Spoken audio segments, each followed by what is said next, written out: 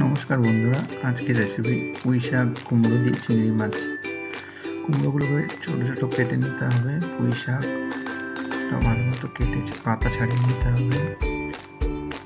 ডাঁটাগুলো আলাদা করে নিয়ে এক একটা ভাজি কেটে নিতে। বেগুন, পুঁই শাক, কুমড়ো আর মিষ্টি আলু দিয়ে আমি বানাচ্ছি আজকে ভাজি। তার জন্য আমি আদা আর কাঁচা লঙ্কা ভালো মতো ক্রাশ করে নিচ্ছি। এবার চিংড়ি মাছের মধ্যে হলুদ আর লবণ দিয়ে মেখে নিলাম।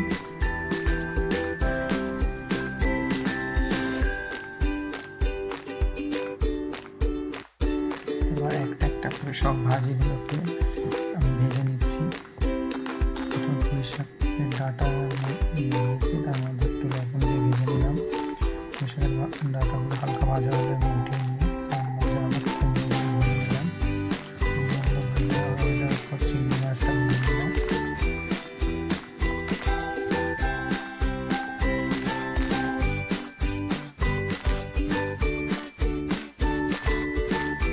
এবার আমি তেলের মধ্যে শুকনো লঙ্কা আর পাঁচফোড়ন ফোড়ন দিয়েছি।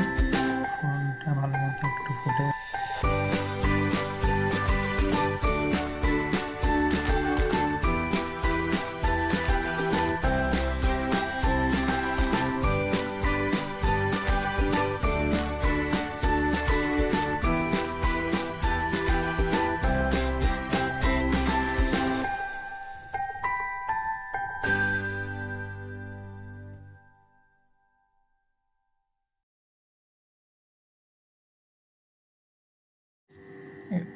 এরপর আমি যে ভাজিগুলো ভেজে রেখেছিলাম সেগুলো সব অ্যাড করে দিলাম।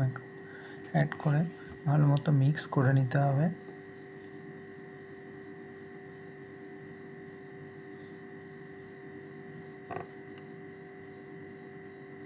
এরপর ভাজা চিংড়িগুলোও অ্যাড করে দিলাম।